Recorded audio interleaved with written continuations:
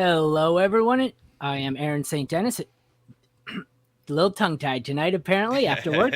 The FF Mad Scientist, and welcome to the Mad Science Lab podcast.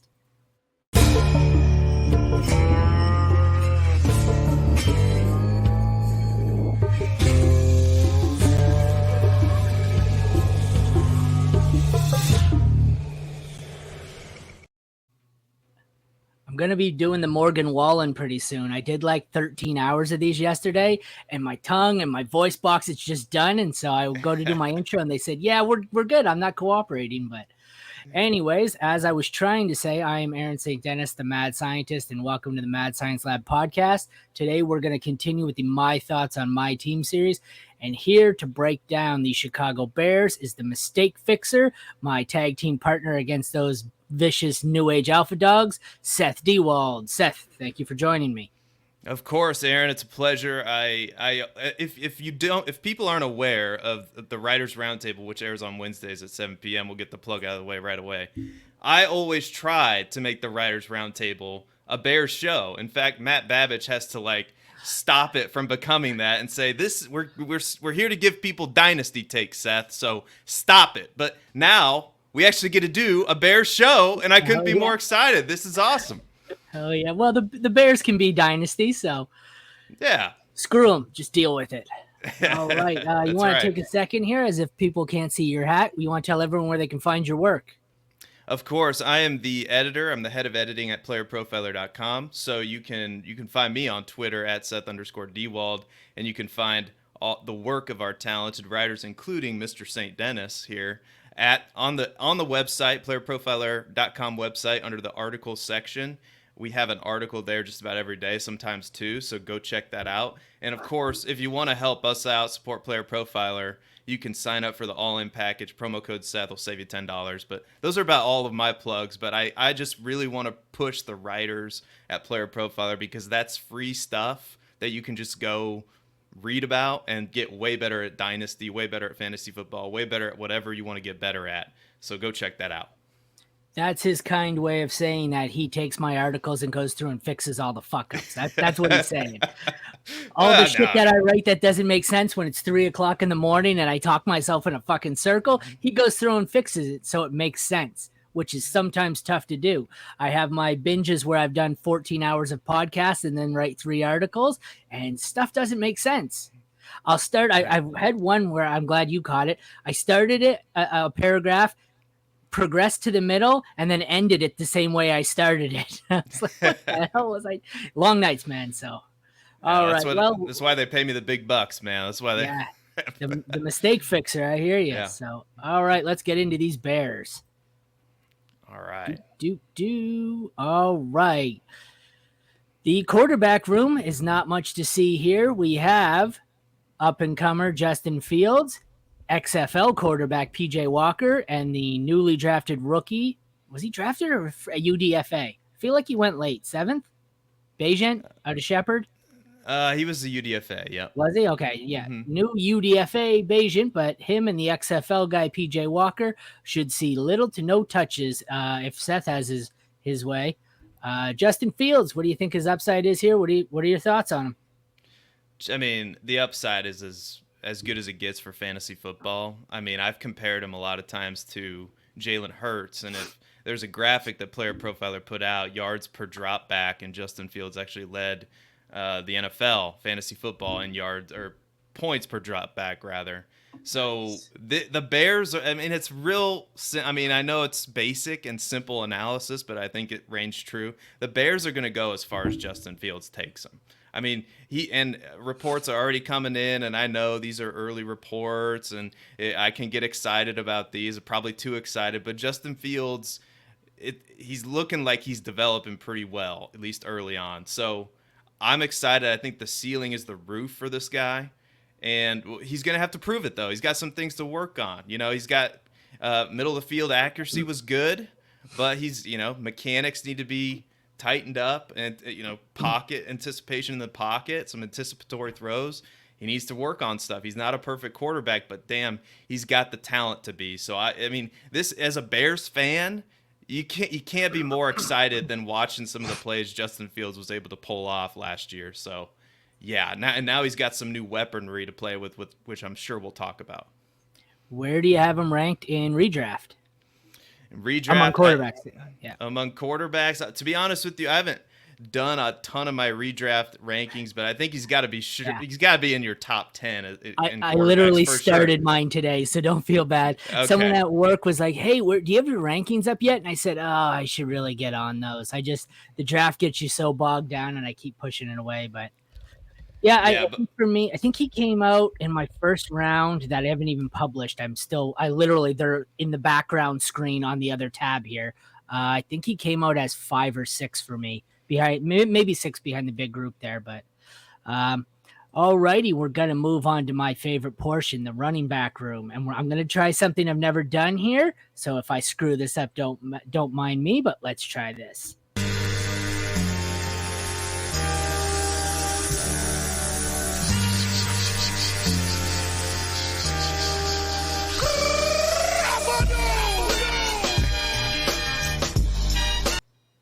Sorry, Roshan Johnson gets his own theme music on the show. So transitioning into the running back room, you'll won't be any surprise who I like here. We have the starter, who will be Roshan Johnson, and then a bunch of other guys who are backups: Khalil Herbert, Deonta Foreman, and Treston Ebner. I know I hear a lot of experts saying this is going to be a 3-way split. Bullshit. He pushed Bijan Robinson, the running back god, for touches. There's no reason he can't beat these two schmucks out. So, what are your thoughts here? yeah, I've been hearing a lot too about that. And whenever I have a take, and I don't think this is particularly strong take, but I put out there into the world that I think Roshan Johnson is going to see at least 50% of the targets by week 6. So by like the Bears were kind of rolling in that committee with David Montgomery leading the way last year. And that got people to like that, I guess, set the world on fire on Twitter in a little way, which I was very surprised. I felt like that was kind of a lukewarm take, to be honest with you, because I think Roshan can take over sooner than that. Like Roshan just can do so many things that think about these other running backs in the running back room. Donta Foreman doesn't catch passes. Nope. Khalil Herbert doesn't pass protect. Roshan does it all. Like he catches passes out of the backfield. He can pass protect. He was the best pass protecting running back in this entire draft. You can make a case for that. I think he was. So clearly the Bears liked what they saw, and now he's got a clear path to the starting job, and he's going to have the starting job, I believe, sooner rather than later. So this is a guy you want to be targeting in redraft in your dynasty leagues. I mean, he slipped all the way to the 209 in one of my super flex rookie drafts, which was unbelievable to me. So this is a guy that, I mean, at the price he's currently valued at, you have to take him, in my opinion. It's just amazing the swings, though. When all this started, I was getting him at the 309. Then it was the 209. The week before the draft, he was going at like the 110, 111. Then all of a sudden back down to the 205, the 209. But like, they had Khalil Herbert. They had Deonta Foreman. They brought Deonta Foreman in. If they were convinced that these two guys were going to be what they needed, they wouldn't have brought in Roshan. They already knew these two guys were here and said, fuck it, let's draft Roshan anyways. This is going to be the Roshan show. It might take a few weeks for him to take over, but I think he's going to get a good percentage of the carries and the targets to start out. And at some point, these guys are going to realize that Roshan's by far the best of the three, and bye-bye Khalil Herbert and Deonta Foreman.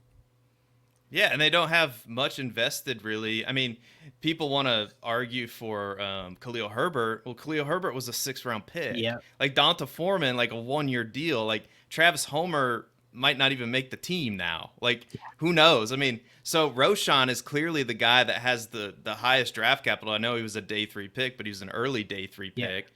And just clearly to me, the most talented player and the one that the Bears have the most invested in. So it's only a matter of time before he takes over that backfield. I agree. And this is where it starts to get interesting. The wide receiver room. No fancy theme music here, just a bunch of confusing players. Newly acquired DJ Moore, who every year they say, oh, this is the best quarterback he's ever played with. He's going to have a good season. We'll see if that holds true. Darnell Mooney was a huge bust last year, but you'd think he would rebound. newly drafted rookie Tyler Scott, who is more of a speed guy, Chase Claypool, who's a glorified tight end, and they rounded out with Dante Pettis, who's really just depth, and old man Valish Jones. What are your thoughts on these guys? Well, you can basically, I mean, Valish Jones was like older than me before he was drafted. So, like, you can throw like Dante Pettis and Valish Jones. I mean, Yeah. Valish Jones might not make the roster. We'll see. But DJ Moore, now with Justin Fields, I think for this pass catching group is going to be so interesting because the Bears just didn't throw the ball last year. And it's almost like because Justin Fields was running for his life. Now you have an improved offensive line. You have the stat in college that Justin Fields threw the ball more in college than he ran. So he was a passer first. I think this team is likely going to be a bottom third passing volume team. So that makes DJ Moore and Darnell Mooney a tricky evaluation, but so it's going to just depend on what their how their ADPs shake out in the long, like it's early in the redraft game for now. So I'm kind of lukewarm on both of those guys. I guess Yeah. I prefer the cheaper option in Darnell Mooney. Like Chase Claypool's a complete like wild card. I mean, who knows? I mean, he's probably going to go close to undrafted, I would Yeah. guess, or really late. So if it's me, I'm taking a shot on Darnell Mooney because I think Darnell Mooney's a really good player. And there's an article that I was reading today that's it's gonna come out here soon that it talks about some of these number 2 wide receivers and how adding a number 1 wide receiver, which we always thought Darnell Mooney was a number 2 anyway.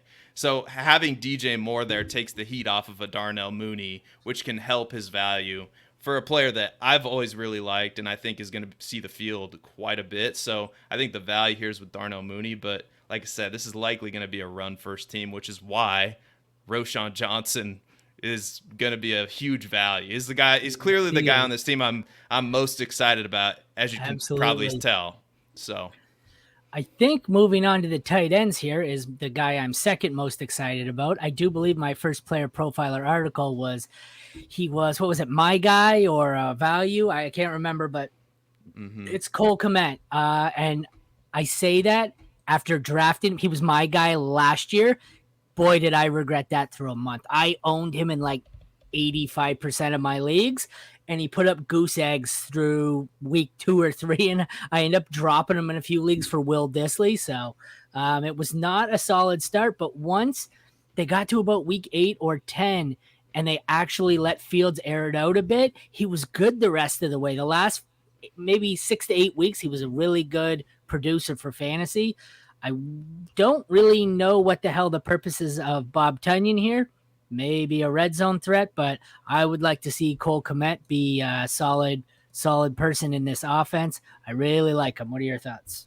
well, he escaped the draft too because the Bears could have traded up and gotten a tight. They could have drafted, like a tight end in the second round. They could have been in on a Darnell Washington type.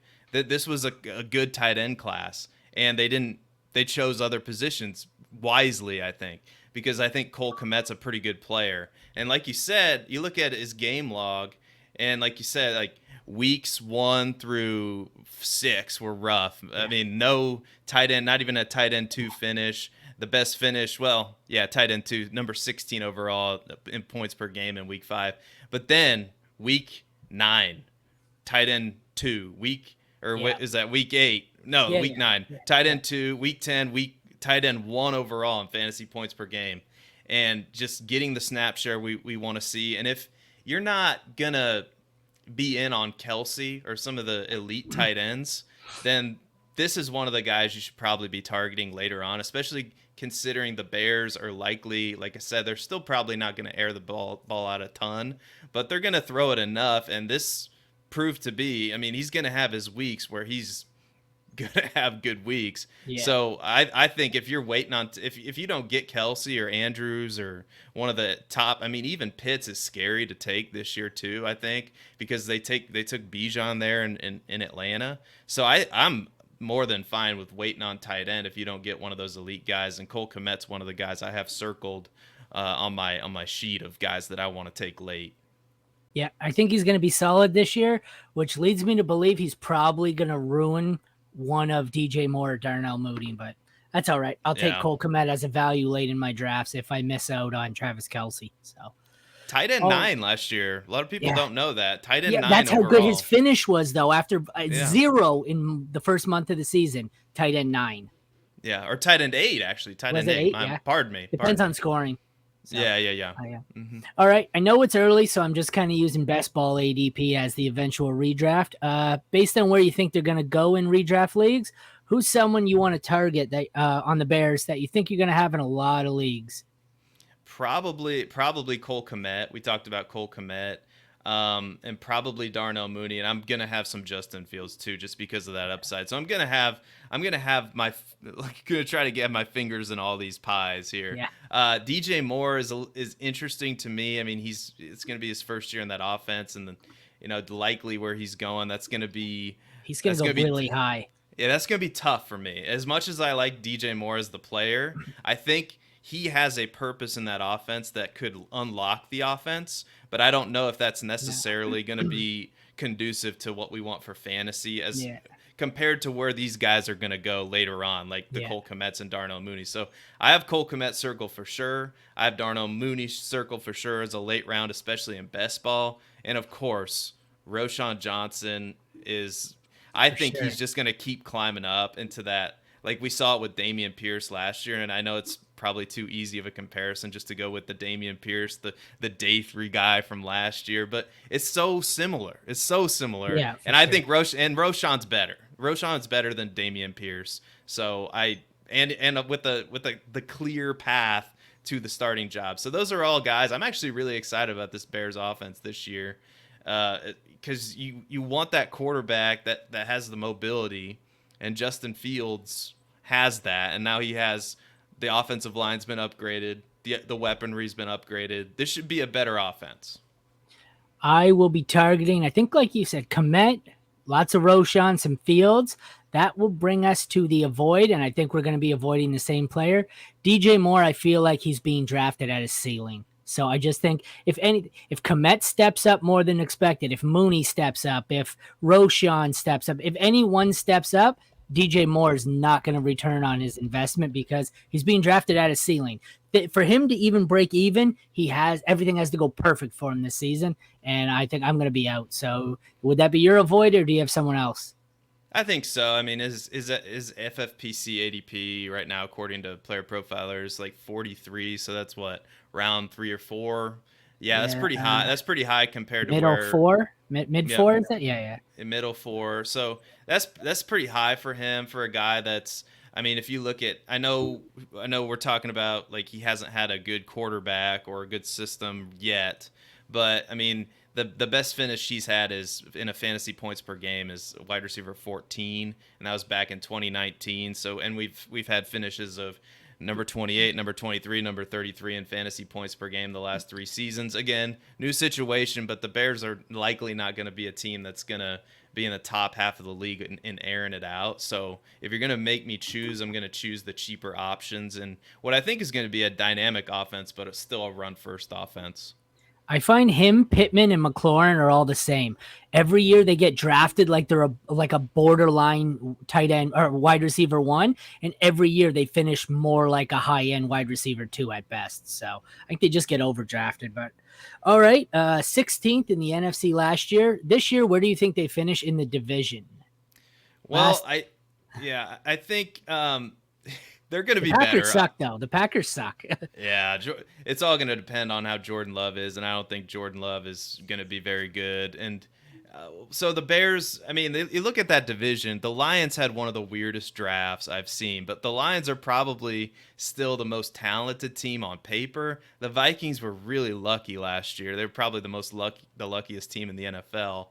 So the Bears, I mean, in this division, I mean, I don't think they're gonna win. I think the Lions are better, but I don't see any reason why the Bears can't go 8-9 or 9-8 and compete for a wild card spot. I think that's on the table. They still have some holes they need to fill. I thought one of the things they probably should have addressed in the draft. And it kind of tells you how they feel about some of the veterans on the team, like Cody Whitehair at center. He's slotted to be their center right now, but I thought that would be a position they would address. I feel like it's still a hole on the team. I think their edge rushers are still pretty weak, to be honest with you. So those are the two of the biggest holes on the team. But if you look at some of the weak spots on the team, like linebacker, I mean, Jack Sanborn, an undrafted player, good player, but undrafted, is now, I mean, they signed a couple linebackers. They drafted more guys in the secondary. That was already one of the strengths of their defense. So they're going to be better, but this is a Lions-like rebuild. So they're still a year or two away. So it's going to be so interesting to see how Justin Fields plays.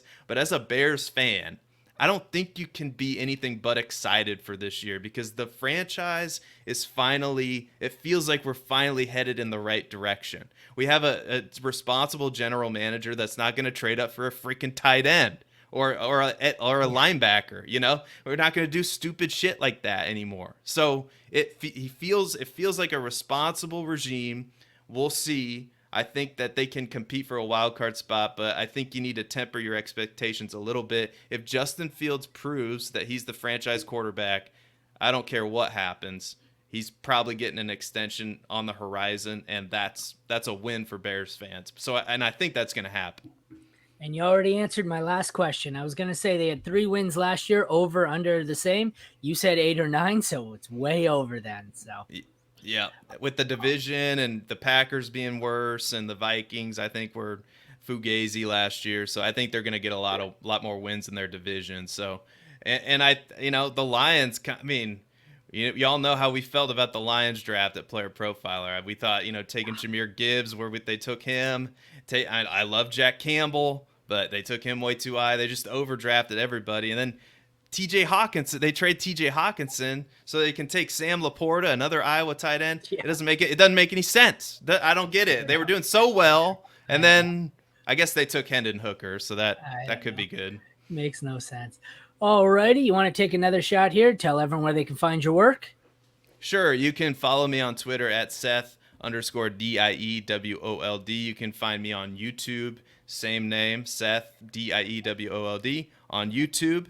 And like I said before, you got to go check out the writer's work on playerprofiler.com in the article section. It's all free there. And if you feel like supporting us, what we do at Player Profiler, you can sign up for whatever package you want, the Dynasty package. There's a DFS package as we get closer to the regular season. There's so many great options and tools. Like, I was a subscriber 3 years ago before I started working for playerprofiler.com. So it's unbelievable stuff. I genuinely believe, like, if you're looking for something like it, there's nothing better. That's my opinion, but try it for yourself and find out. And if you want the all-in package, like I said, if you use promo code Seth, you'll get $10 off.